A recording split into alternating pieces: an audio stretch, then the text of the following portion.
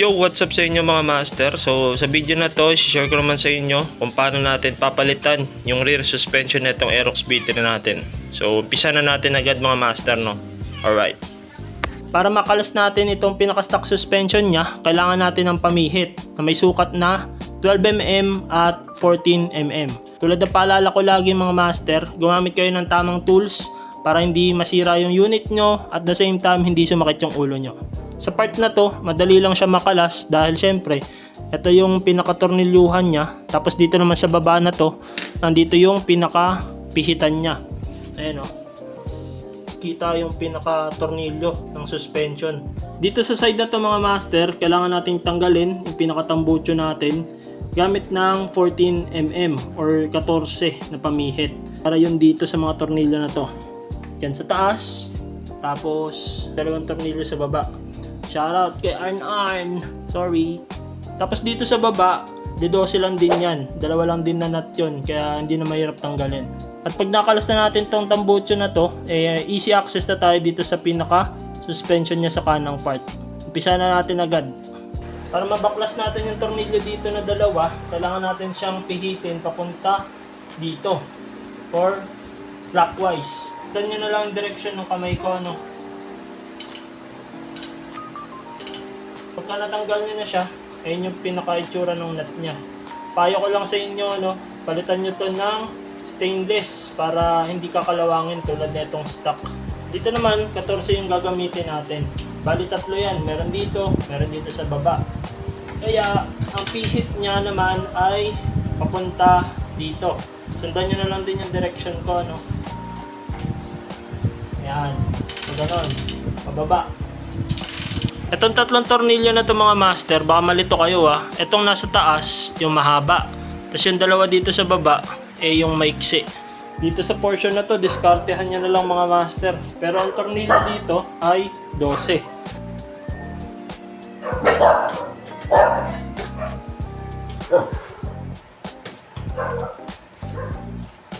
Hugot din. Dito sa baba, ang sukat ng tornilyo dito ay D12 lang din.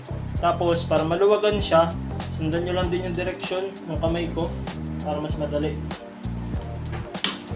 Yan. Parehas sila ng sukat mga master, 305 pareho. Kabitan natin to. Okay, let's go. Bago pa lang ang lahat, huwag natin kalimutan tong bagay na ito na ilagay dito. Para secured yung pinaka kabitan natin ng tornilyo, no?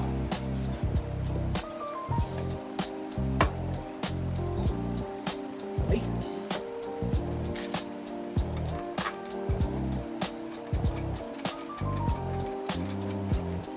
Sa taas.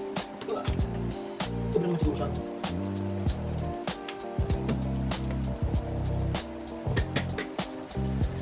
Nice one.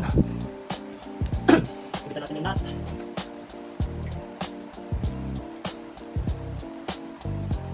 Sigipan na rin natin itong mga master para isang trabahuhan na lang.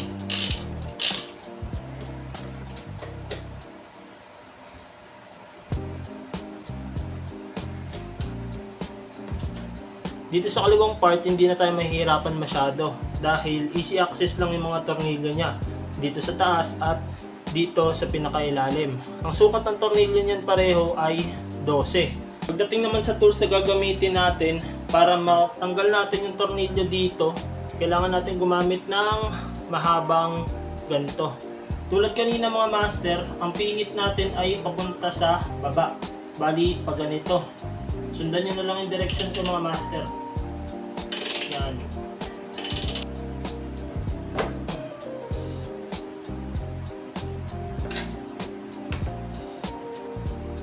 Tulad kanina mga master, maglalagay din tayo ng ganito dito para hindi aalog-alog yung pinaka-tornilyuhan.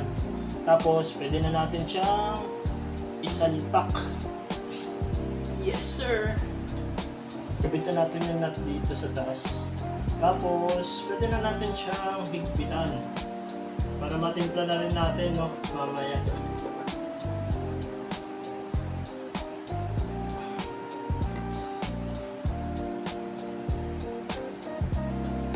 Para masikipan naman mga master, tulad kanina, ipipihit lang natin siya pa taas.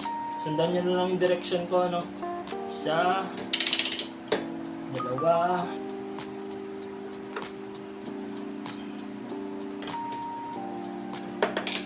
at ayun na nga mga master, no, nakabitan natin itong bago nating suspension mula sa TRC na AI Tech. Testingin natin mga master kung kamusta yung performance niya. Titimpla-timplahin din natin yung rebound at preload niya. Para kahit paano kapag bumiyahe tayo ng solo ride or angkas natin yung OBR natin, matitimpla natin at matatansya natin kung anong nararapat na timpla. So yun lang mga master, no. Update ko na lang kayo sa susunod na video. Maraming salamat sa panonood. Enjoy the ride, ride safe. Peace yo. Alright.